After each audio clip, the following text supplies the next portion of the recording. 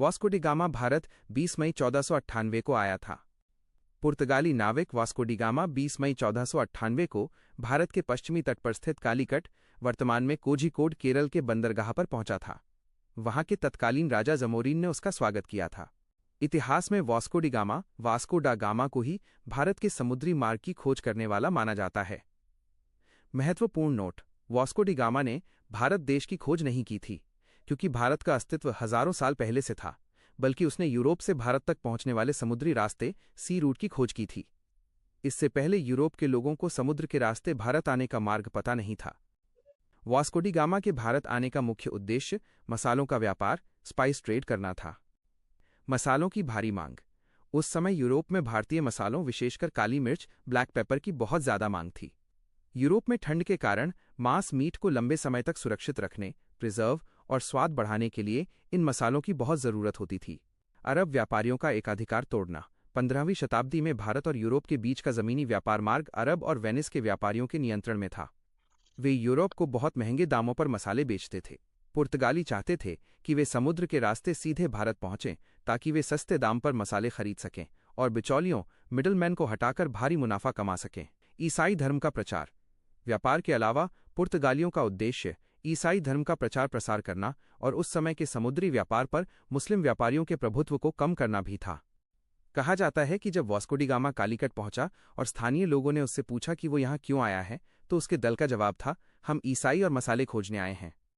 Vasco D gamma को भारत आने के लिए मुख्य रूप से पुर्तगाल के राजा मैनुअल प्रथम, किंग मैनुअल I ने प्रेरित और आदेशित किया था। हालांकि ये एक लंबी योजना का हिस्सा था जिसमें कई लोगों का योगदान था। राजा मैनुअल प्रथम, किंग मैनुअल I, इन्होंने ही वास्को डी गामा को आधिकारिक तौर पर इस यात्रा के लिए चुना और 1497 में 4 जहाजों का बेड़ा देकर भारत भेजा। उनका सपना था कि पुर्तगाल दुनिया का सबसे अमीर देश बने और मसालों के व्यापार पर कब्जा करे। राजकुमार Henry, prince Henry the navigator, इन्हें द नेविगेटर कहा जाता है। वास्को डी गामा से बहुत पहले इन्होंने ही पुर्तगाल में समुद्री खोजों की नींव रखी थी। इन्होंने नाविकों को प्रशिक्षित किया और अफ्रीका के तटों के नक्शे बनवाए, जिससे बाद में वास्को डी गामा को रास्ता खोजने में मदद मिली। राजा जॉन द्वितीय, किंग जॉन II, मैनुअल प्रथम से पहले राजा जॉन द्वितीय ने इस मिशन की तैयारी शुरू की थी। उन्होंने ही पहले बार्टोलोम्यू डियास को भेजा था, जिसने अफ्रीका के दक्षिणी छोर केप ऑफ गुड होप की खोज की थी। यही वो खोज थी जिसने वास्को डी गामा को भरोसा दिलाया कि अफ्रीका के नीचे से होकर भारत जाने का रास्ता मौजूद है। रास्ता खोजने की नींव राजकुमार हेनरी ने रखी, रास्ता संभव बार्थोलोम्यू डियास ने दिखाया और वास्को डी गामा को भेजने का अंतिम निर्णय राजा मैनुअल प्रथम ने लिया। वास्को डी गामा की भारत यात्रा उसके और उसके देश पुर्तगाल के लिए अत्यंत लाभदायक साबित हुई। उसे मुख्य रूप से 3 तरह के फायदे हुए। भारी आर्थिक मुनाफा, 60 गुना लाभ: वास्को डी गामा जब पहली बार भारत से वापस पुर्तगाल लौटा तो वो अपने जहाज में काली मिर्च और अन्य मसाले भरकर ले गया था। इन मसालों को यूरोप में बेचने पर उसे यात्रा के कुल खर्च का 60 गुना मुनाफा हुआ। ये इतना बड़ा लाभ था कि इसने यूरोप के अन्य व्यापारियों की आंखें खोल दी और समुद्री व्यापार की होड़ शुरू हो गई।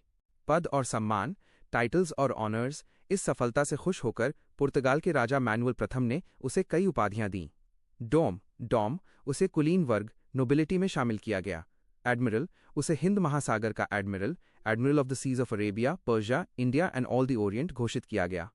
बाद में 1524 में उसे भारत का वाइसरॉय ऑफ इंडिया भी नियुक्त किया गया, जो उस समय बहुत बड़ा पद था।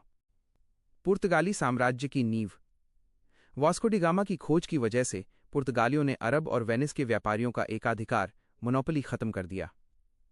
इससे पुर्तगाल को भारत के साथ सीधे व्यापार करने का मौका मिला, जिससे आगे चलकर गोवा, दमन और दीव जैसे क्षेत्रों पर उनका कब्जा, उपनिवेश स्थापित हुआ। वास्को डी गामा को भारत से अथाह दौलत, जीवन भर का यश और सत्ता तीनों मिले। वास्को डी गामा को भारत यात्रा और व्यापार के दौरान मुख्य रूप से 2 लोगों से सबसे बड़ी सहायता मिली थी। यह सहायता 2 अलग-अलग चरणों में मिली। भारत पहुंचने में: कांजी मालम, गुजराती नाविक, जब वास्को डी गामा अफ्रीका के तट मालिंदी पर अटका हुआ था और उसे भारत का रास्ता नहीं मिल रहा था, तब उसे कांजी मालम, कुछ स्रोतों में अब्दुल मजीद नाम का एक गुजराती नाविक मिला। इसी नाविक ने वास्को डी गामा को हिंद महासागर के रास्ते केरल के कालीकट तक पहुंचाने में सबसे अहम भूमिका निभाई। अगर ये भारतीय नाविक नहीं मिलता तो वास्को डी गामा के लिए समुद्र के बीच से सही रास्ता खोजना असंभव हो सकता था। भारत में टिकने और व्यापार करने में कोचीन के राजा वास्को डी गामा जब कालीकट पहुंचा तो वहां के राजा जमोरिन से उसकी अनबन हो गई। ऐसे में उसे सबसे बड़ी राजनीतिक और व्यापारिक मदद कोची के राजा से मिली। कोचीन के राजा की कालीकट के जमोरिन से पुरानी दुश्मनी थी, इसलिए उन्होंने वास्को डी गामा और पुर्तगालियों का पूरा साथ दिया। उन्होंने पुर्तगालियों को अपने यहाँ शरण दी, मसाला व्यापार करने की छूट दी और अपनी सुरक्षा में पहली पुर्तगाली फैक्ट्री लगवाई।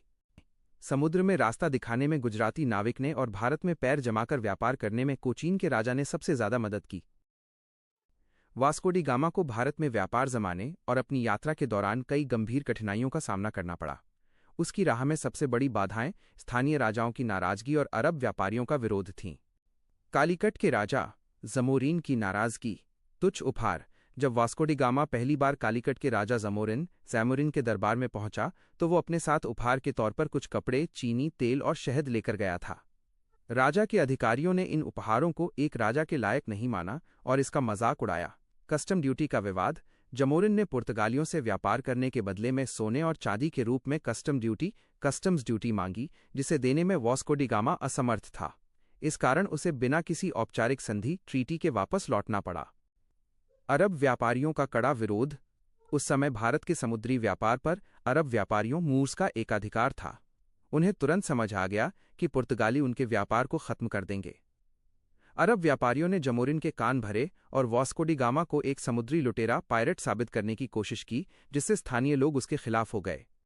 गलतफहमियां और सांस्कृतिक अंतर। धर्म को लेकर भ्रम। शुरुआत में वास्को डी गामा को लगा कि भारत के हिंदू लोग भी किसी तरह के ईसाई ही हैं, क्योंकि वे मुस्लिम नहीं थे।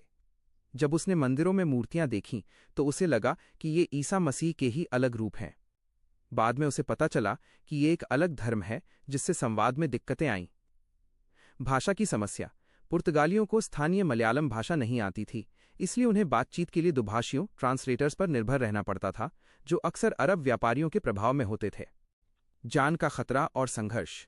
स्थिति इतनी तनावपूर्ण हो गई थी कि वास्को डी गामा को अपनी जान बचाने के लिए कालीकट से भागना पड़ा।